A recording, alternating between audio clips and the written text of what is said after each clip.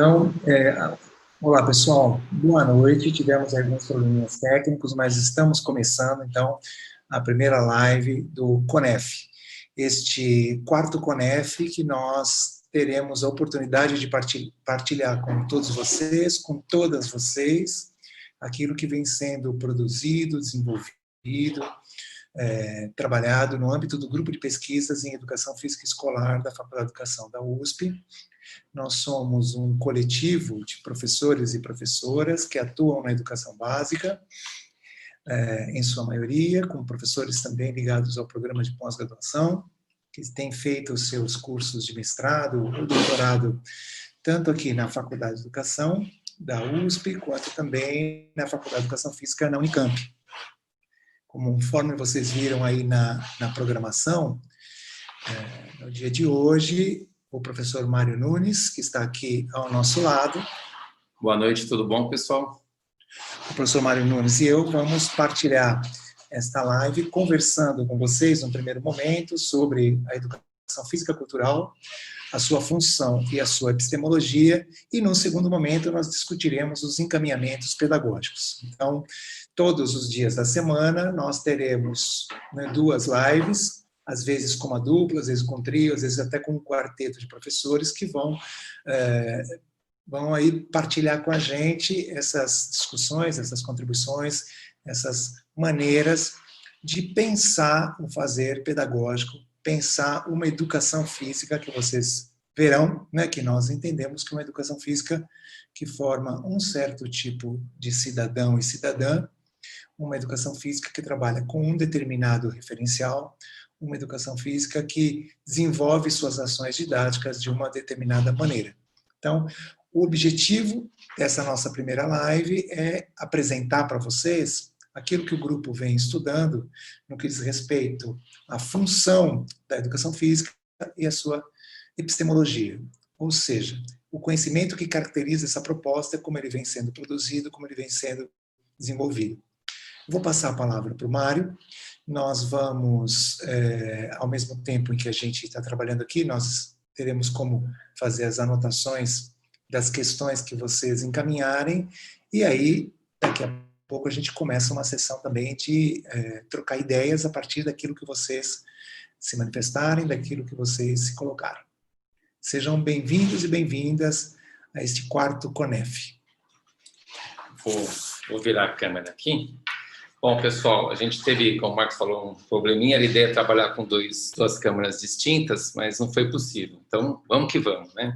Então, como o Marcos disse, a discussão inicial do curso, ou desse encontro, nós falamos assim, bom, e aí, qual é a função dessa educação física que está sendo abordada nesses tempos, né? Então, que tempos são esses? De uma maneira bem simples, é um tempo de globalização econômica, de globalização, né, da produção tecnológica, e ao mesmo tempo que isso produz muita riqueza, isso é um momento que também produz muita desigualdade. Ao mesmo tempo que isso produz muitas possibilidades de a gente viver de um outro modo, muitas pessoas não acessam essas possibilidades, e, ao mesmo tempo, toda essa produção também gera uma série de incertezas. Então, a escola, enquanto uma invenção de uma determinada sociedade, essa que a gente vive nos últimos 200 anos, ela se caracterizou por dar para os seus alunos, né, via os seus professores, via os conhecimentos selecionados, aqueles elementos necessários para a pessoa atuar no mundo, né? É um projeto de uma sociedade que buscava, né, uma determinada ideia de liberdade, né? Liberdade de dogmas, liberdade de as pessoas poderem se expressar, uma sociedade de direitos iguais para todos.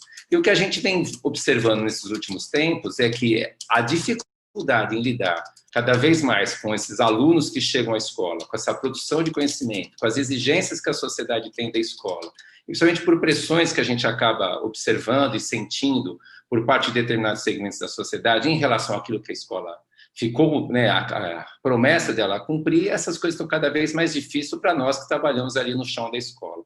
É uma garotada que chega à escola com outras representações de mundo, é uma garotada que chega à escola com outras expectativas muito diferentes daquelas que em outros tempos, né, se anunciaram.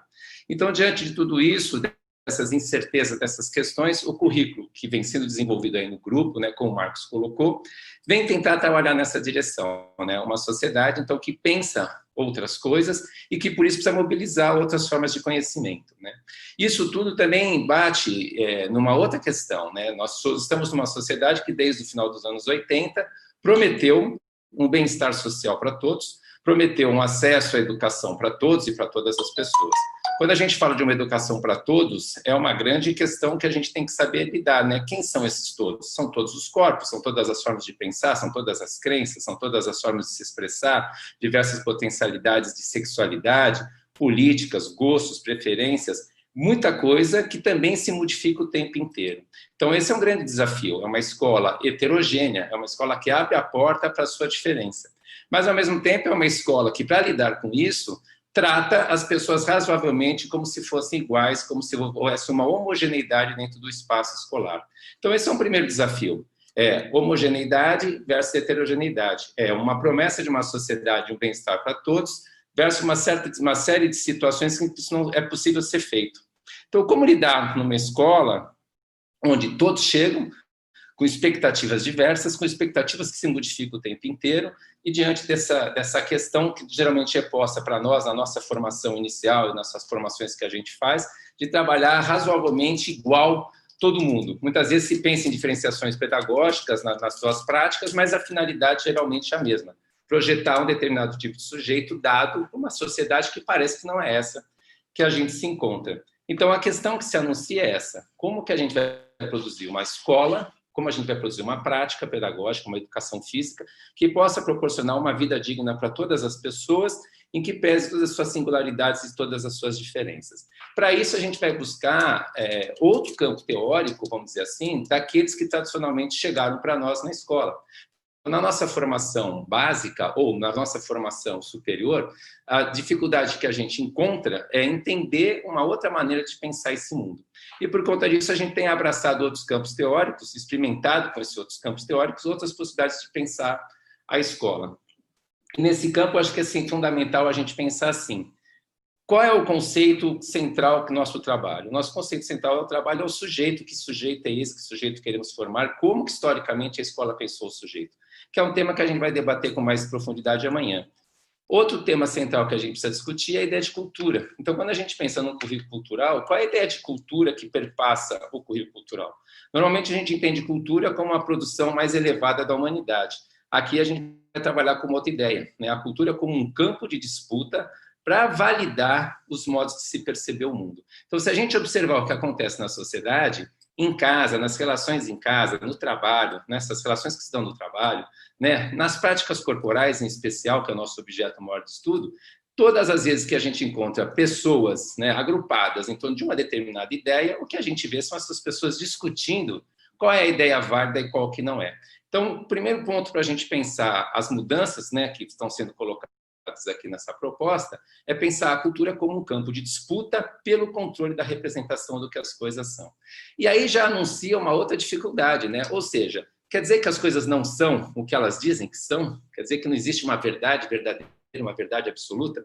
Então, os próprios critérios de estabelecer o que é a verdade, que para alguns lugares, em alguns tempos, algumas pessoas é Deus, em outros lugares, em outros tempos, é a ciência, tudo isso também se abala, porque o que a gente percebe é que a verdade ela existe, mas ela está sempre em disputa daquilo que vem a ser. Não é à toa que a gente encontra práticas corporais que são praticamente, vamos dizer assim, semelhantes em muitos lugares, mas elas se diferem na maneira como elas pensam a sua maneira de organizar, a maneira como a gente pensa as pessoas, a maneira como a gente pensa as relações entre as pessoas. Então, a cultura é o nosso objeto inicial, o nosso campo teórico inicial que a gente tem que estar aqui guardadinho no canto para a gente pensar nossas práticas corporais e as nossas práticas pedagógicas. Ora, se a cultura é um campo de disputa, fica muito esquisito eu levar para a escola uma determinada cultura. Então, aqui já abre uma possibilidade para a gente pensar o currículo como esse espaço também onde essa disputa tem que ser colocada para os alunos e as alunas perceberem o mundo em que elas estão. E essas disputas são marcadas como? Por relações entre as pessoas. É isso que nós vamos chamar de relações de poder. O que é essa relação de poder? Relação de poder não é aquela ideia que a gente tem de um poder poderoso que está na mão de alguém, na mão do Estado, na mão de um rei, ou na mão do professor, ou na mão do aluno mais forte, do aluno mais habilidoso. Mas relação de poder a gente pode pensar numa maneira que é como que eu organizo o espaço de ação do outro e o meu espaço de ação. Então, quando o professor organiza a aula, ele estabelece um modo que os alunos possam circular lá dentro. fazer aquelas coisas que estão sendo pensadas pelo professor.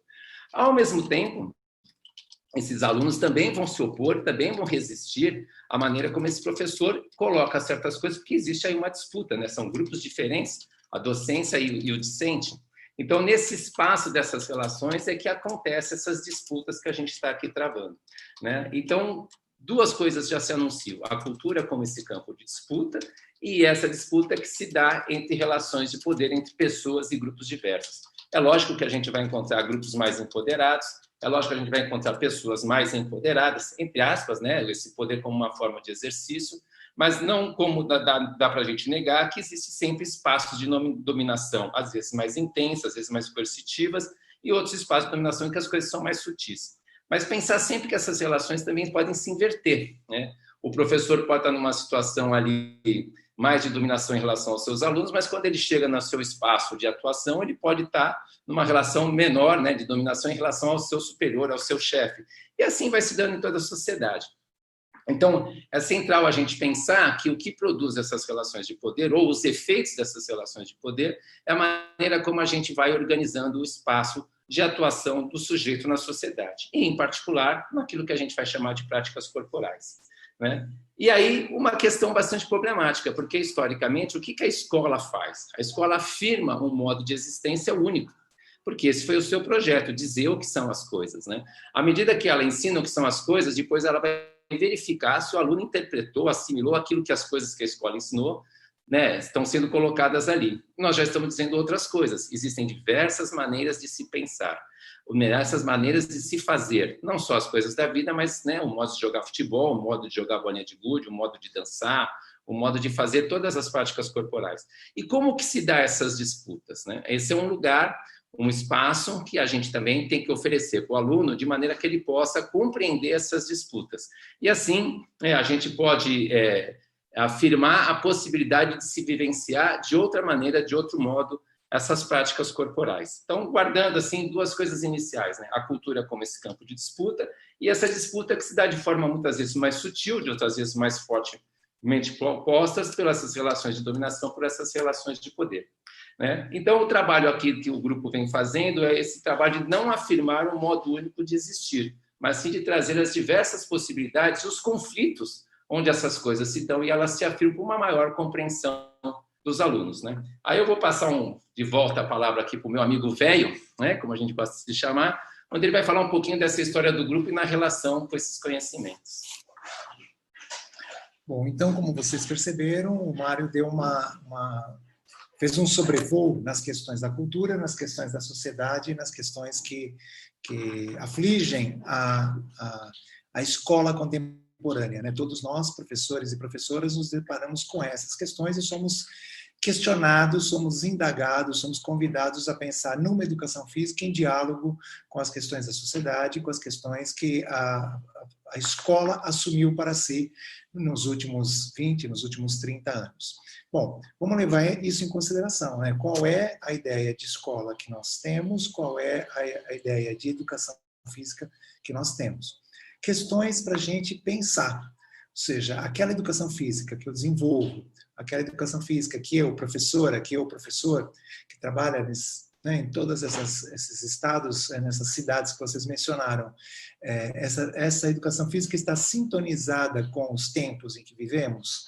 Essa educação física dialoga com as crianças que lá estão, com os jovens, com os adultos, com os idosos, pensando que nós defendemos a presença da educação física desde o berçário até os anos finais do ensino médio e contemplando todas as modalidades, a educação profissionalizante, a educação especial, a educação regular e a educação de jovens e adultos. Então, é por isso que a gente diz crianças, jovens, adultos e idosos. Bom, essa educação física que a gente desenvolve, ela está dialogando com essas pessoas que lá estão, com o repertório cultural, corporal que caracteriza essas pessoas, com as práticas corporais que essas pessoas acessam na internet, que essas pessoas acessam nas suas casas, que essas pessoas acessam nos seus bairros, que essas pessoas acessam no seu cotidiano, quando elas fazem viagens, quando elas assistem um filme na televisão. Ou seja, tudo isso constitui esse campo imenso de conhecimentos que o grupo chama de cultura corporal. Para nós, cultura corporal é toda a produção discursiva, que pode ser verbal ou não verbal, acerca das práticas corporais. E foi justamente, gente, um desencontro, uma desilusão com aquelas concepções de educação física que estavam em vigor lá no final dos anos 90 do século passado, ou seja, lá em 1991, 2, 3, 4, 5, 6, 1999, 2000, 2001, que levou um grupo de pessoas, professores e professoras da educação básica, a se reunir quinzenalmente para pensar numa proposta que respondesse aquelas demandas que elas tinham, respondesse aquelas dúvidas, aquelas questões, aquelas dificuldades.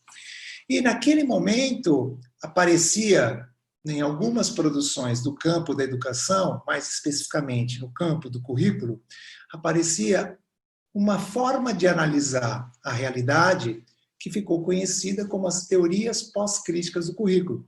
Então, as teorias pós-críticas do currículo, elas discutiam as questões da pluralidade cultural que habita a sociedade contemporânea. As teorias pós-críticas do currículo discutiam as questões de gênero, de raça, de etnia e outras formas de marcar as diferenças.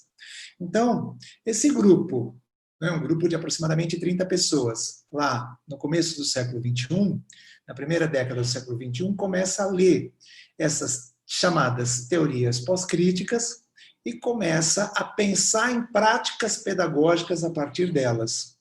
E aí, essas práticas pedagógicas pensadas a partir dessas teorias começam a ser registradas e analisadas dentro do próprio grupo, analisadas nas reuniões que acontecem desde então, quinzenalmente, às sextas-feiras. Então, esse se tornou um hábito muito importante. Experimentar, registrar, trazer para discutir. Experimentar, registrar e trazer para discutir. No início, o grupo estudou bastante os estudos culturais e o multiculturalismo crítico. O tempo foi passando, outras colegas do grupo começaram a estudar o pós-estruturalismo, o pós-colonialismo, o pós-modernismo, começaram a trazer outras contribuições, sempre retroalimentando a proposta. Então, as primeiras pesquisas que se debruçaram sobre a proposta conseguiram identificar que essa proposta tinha uma certa maneira de pensar o sujeito, que o Mário acabou de dizer para vocês, que essa proposta tinha uma certa maneira de pensar a escola, que essa proposta tinha uma certa maneira de pensar a educação física, e que essa proposta tinha uma certa maneira de pensar as situações, os encaminhamentos pedagógicos, as situações didáticas, os encaminhamentos pedagógicos. Então, tudo isso foi ficando, com o passar do tempo, cada vez mais visível, na medida em que os professores e professoras produziram experiências, analisaram experiências, conversaram. Alguns professores disponibilizaram suas aulas para que fossem observadas e analisadas. Alguns professores entrevistaram as crianças, os jovens, os adultos, os idosos. Alguns professores produziram documentos variados em forma de texto, em forma de fotografia, em forma de vídeo.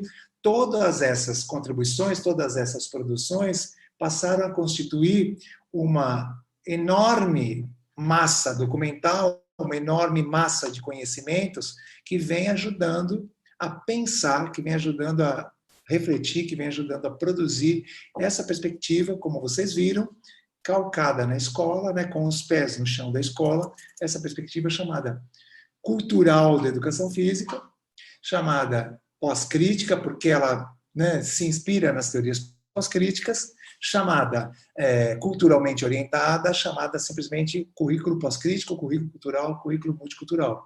Então, nesse sentido, qual é o lugar do conhecimento?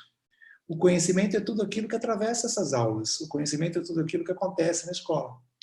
Quando esse conhecimento se refere às práticas corporais, esse conhecimento recebe esse nome interessante, bastante difundido na literatura, de cultura corporal. Então, o que ocupa o tempo das aulas na perspectiva cultural? A cultura corporal.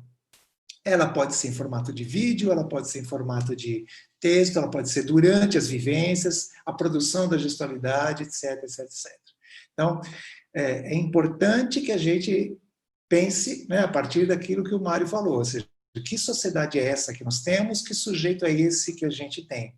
Por isso que a perspectiva cultural, ela tem um compromisso de formar pessoas que saibam ler a maneira como as práticas corporais acontecem na sociedade, ou seja, que saibam ler a ocorrência social das práticas corporais, mas que também possam produzi-las. Então, não é possível pensar na perspectiva cultural sem muitas e muitas aulas onde as crianças brincam, onde as crianças lutam, onde as crianças praticam esporte, fazem ginástica, onde as crianças dançam.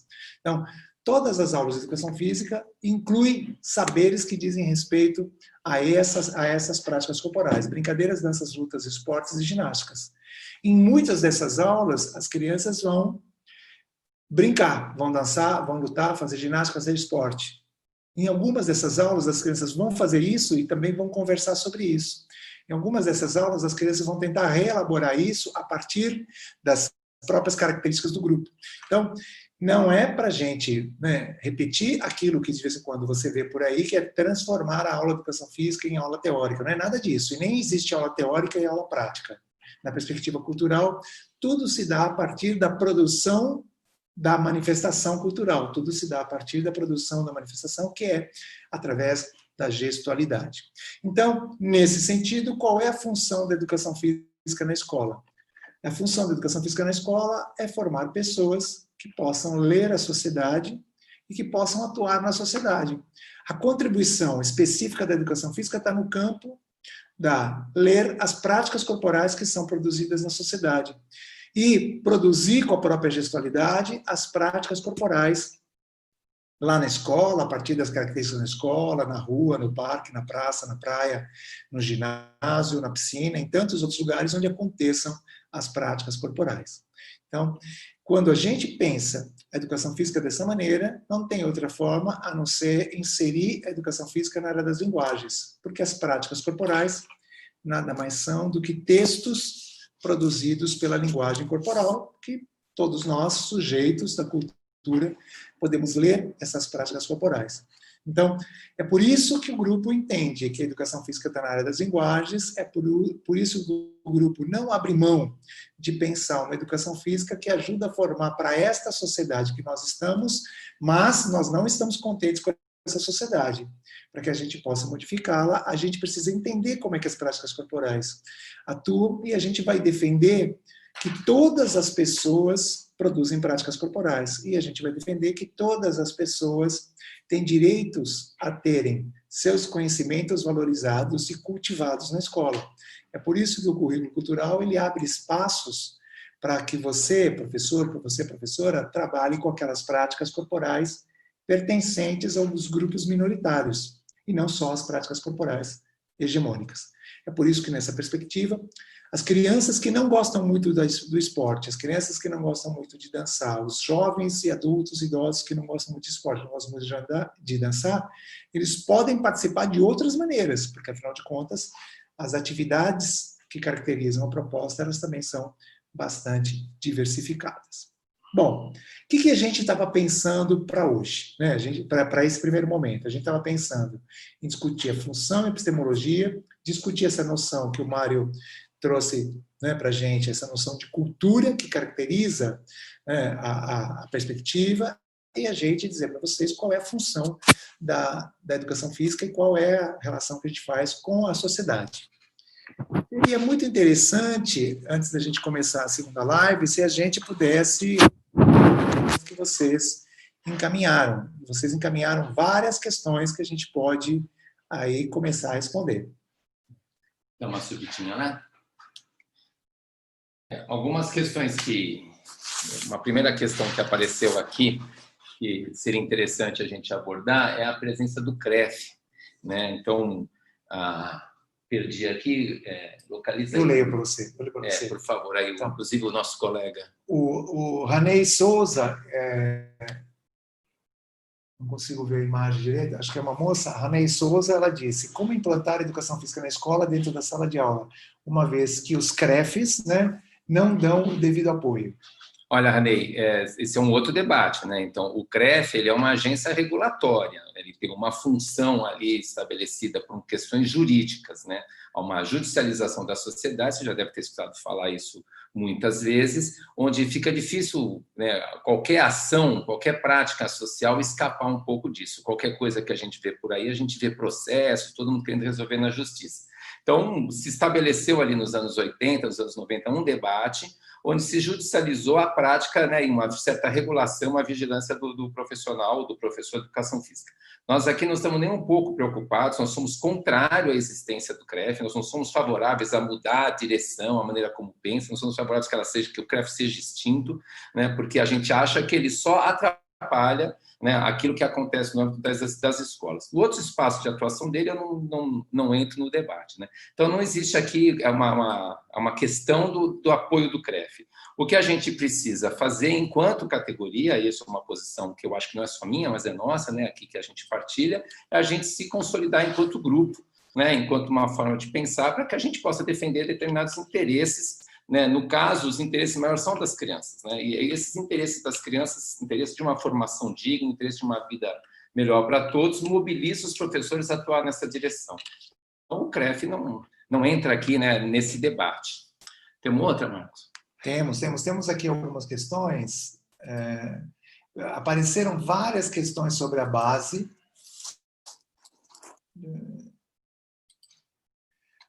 A Joyce Silva, ela fez a seguinte pergunta, né, lá no comecinho da live, né, como aliar as novas demandas dos nossos alunos às orientações da Base Nacional Comum Curricular, respeitando as realidades regionais? Então, acho que é importante a Joyce lembrar, né, da seguinte questão, a Joyce e todas vocês, né, lembrar a seguinte questão.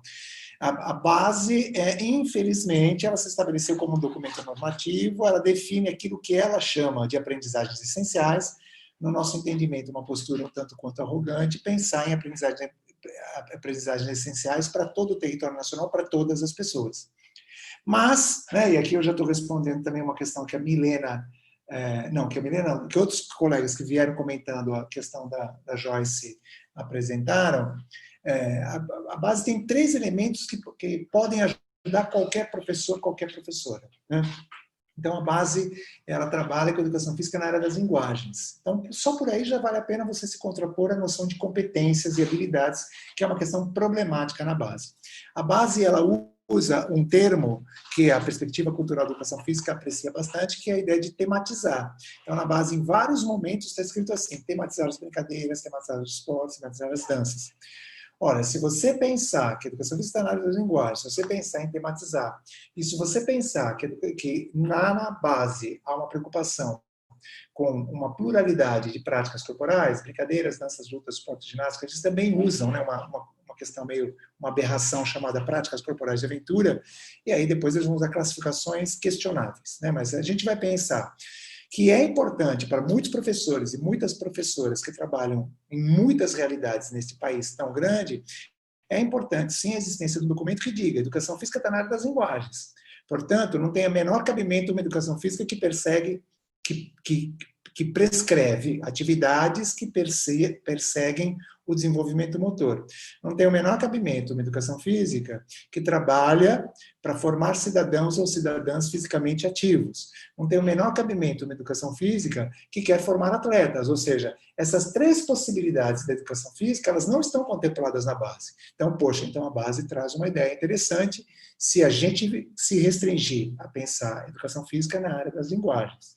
Uma outra coisa importante, a ideia de tematizar, a tematização nada mais é do que a realização de diversas situações didáticas para que a gente possa compreender uma prática corporal e produzir uma prática corporal. Então, tematizar é muita coisa. Tematizar não é ensinar. Na base não está escrito, vamos ensinar brincadeiras, vamos ensinar danças africanas. Não está escrito isso na base.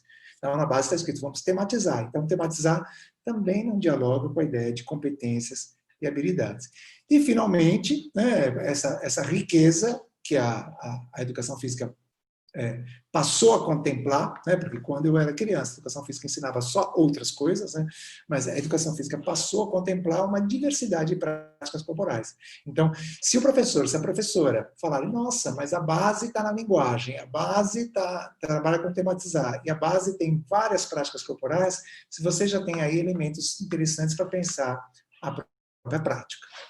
Tem uma outra questão aí, Marcos, que envolve as questões do ensino médio, na verdade, mais de uma, né? Onde, deixa eu localizar aqui, perdi, né? Acho que é o Marielson, né? Ele vai dizer que a educação física está perdendo legitimidade ali na Bahia, né? No ensino médio da Bahia. E também ele pergunta como é que o Hugo Tuol pode contribuir para a legitimidade, para a legitimidade na realidade do novo ensino médio. Então, são duas coisas distintas para a gente pontuar. Primeiro que essa reforma do ensino médio, ela é mais uma, né? Eu não tenho um número exato de cabeça aqui, mas eu acho que, se não me falha a memória, são mais de 20 reformas que o ensino médio teve nos últimos 30 anos, 30, 40 anos.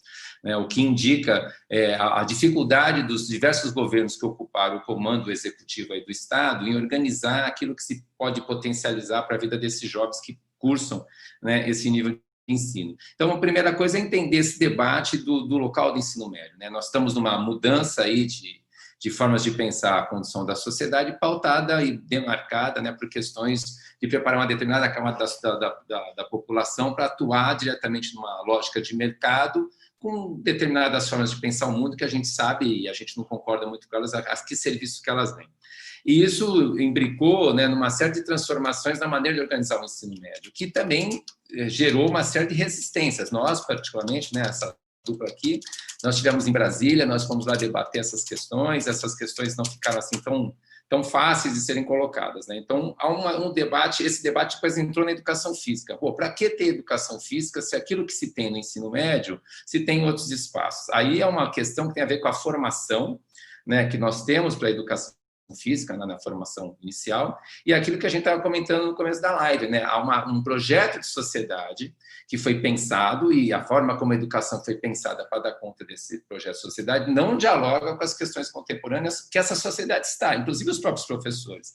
Então, a maneira como a educação física veio acontecendo na maior parte das escolas de ensino médio, aquelas que a gente pesquisa, que a gente tem acesso, que a gente vê na literatura, o professor não sabia o que fazer com essa juventude e a juventude também tem uma certa dificuldade, juventudes, né, várias formas de se pensar em ser jovem, uma maneira de pensar essas práticas que acontecem no âmbito da escola. Então, aquilo que estava acontecendo lá foi uma faca aí, muito boa para cortar e pensar a educação física de outro jeito. Aí ela entrou nessa ideia dos campos, né, optativos, né, do percurso formativo de cada aluno. O que nós vamos defender aqui é que não existe essa ideia de educação física no ensino médio, no fundamental, no infantil. Existem maneiras de se pensar a educação física, com propostas bem definidas, onde o que interessa é a gente trabalhar a partir da perspectiva sendo aqui discutida, a partir da cultura que está acontecendo ali naquele espaço, né? A maneira como certos grupos, e isso vai diversificar de escola para escola, de região para região, aquilo que naquele contexto está produzindo formas de ver o mundo. Então, daqui a pouco nós vamos comentar um pouco sobre essa forma de organizar o currículo, mas não tem, na nossa maneira de pensar, uma educação física do ensino médio, né? O que tem é uma educação física organizada a partir de determinados princípios, ancorada em uma determinada base epistemológica, com uma função bem definida de sujeito, que, a depender do lugar que está, ela vai trabalhar mediante os embates e os conflitos que estão ali presentes, né? Tem uma questão aqui que eu faço questão de responder, obrigado, né? Porque eu coloquei as práticas corporais e aventura como uma aberração e alguns colegas aí querem saber por quê, né? Então, vamos devagar, né, gente? Ora, se as práticas corporais são textos da cultura, se eles são passíveis de leitura e significação, quem atribui o significado às práticas corporais são sujeitos que leem as práticas corporais ou principalmente os sujeitos que delas participam. Então, quem vai dizer se uma certa prática corporal é uma prática de aventura é quem está participando. Fica muito difícil a gente pensar na escola assim, olha, nós vamos tematizar uma prática de aventura. E a gente coloca lá skate, e a gente coloca lá slackline, e a gente coloca lá parkour. Vamos perguntar para as pessoas que praticam skate, que praticam parkour, que praticam slackline, se eles pensam que essas são práticas corporais de aventura no contexto urbano, ou no contexto rural, né? Não, ou no contexto da natureza, no contexto rural, etc.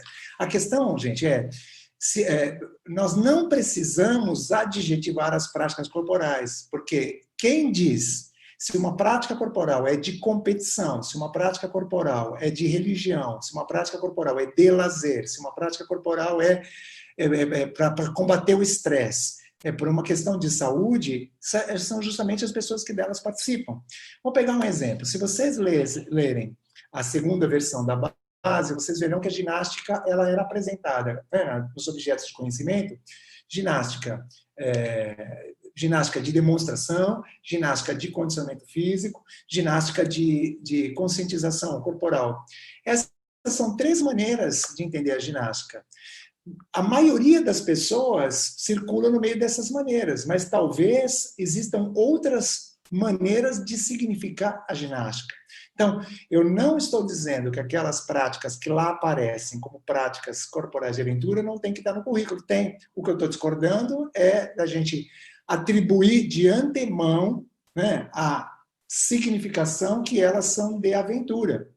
Um surfista que ganha dinheiro para pegar onda e para participar de campeonato, um surfista profissional, ele não faz aquilo por aventura, ele faz aquilo por profissão. Então, olha, nesse sentido, a gente não poderia trabalhar com práticas corporais de profissionais ou práticas corporais profissionais, porque elas, afinal de contas, não estão nesse leque de adjetivos que a base contempla. Um outro problema que aparece na base é quando ele define o termo prática corporal a algo como uma manifestação que tem movimento, que é de saúde, condicionamento físico, ou de lazer e recreação, ou de lazer. Ora, essa é uma tentativa de fechar o significado das práticas corporais. As práticas corporais, elas são de muitas maneiras, elas recebem muitos significados a depender dos grupos que delas participam. Então, parece que o professor, a professora, quando estão trabalhando e se classificam, né, como pessoas que estão trabalhando em práticas corporais de aventura, estão trabalhando com alguma coisa nova. Olha, gente, né, a questão de ser ou não qualquer coisa, ser ou não de aventura, tem a ver com o que a pessoa sente, o que a pessoa vive. Ou seja, descer uma ladeira de bicicleta, né, pedalando, isso pode me trazer uma sensação de vertigem que eu posso dizer que ela é uma coisa de aventura. Então, para mim, aquilo é uma aventura. Então, eu não preciso estar no rapel, não preciso estar numa corredeira, eu não preciso estar pulando de paraquedas para viver uma prática de aventura. A aventura tem a ver com o significado que o sujeito que dela participa atribui. Por isso, antes de classificar qualquer prática como sendo de aventura, ou de religião, ou de competição, ou de profissão, é importante perguntar para as pessoas que lá estão, as pessoas que dela participam. Por isso que uma das situações didáticas prezada pelo currículo cultural é justamente uma conversa, um convite, uma visita a alguém que é sujeito daquela manifestação, que é representante daquela manifestação. Essa questão é bastante interessante, porque isso remete ao começo da nossa conversa, né? Nós somos de uma sociedade que quer capturar e ter certeza das coisas. Então, a educação física, né, em ponto de vista acadêmico, ela vem num movimento de tentar cercear, classificar, dizer o que o jogo é. O jogo é algo altamente incapturável. Agora, a outra moda é esporte de invasão, esporte de rede, esporte disso, esporte daquilo, né? São sempre tentativas de classificar aquilo que não é possível ser classificado, porque todas as vezes que a gente fecha algum tipo de classificação, uma identidade para esses tipos de práticas, em sequência, a cultura produz outra. E produz de outro jeito e escapa, né? Então, a gente fica tentando classificar essas coisas. A própria ideia, né, que a gente usa como brincadeiras, esportes, lutas, ela também é problemática, mas pelo menos ela é um senso mais partilhado, né, no mundo da educação física, que facilita um pouco a gente enxergar a nossa organização curricular.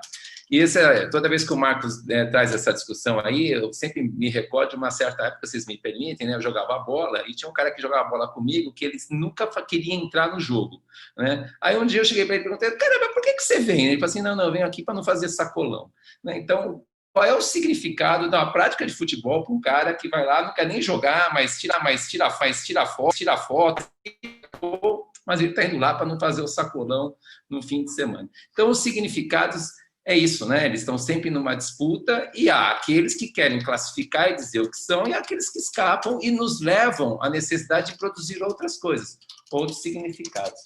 Temos mais questão, Marcos? Porque o nosso tempo também já está, né, acabando.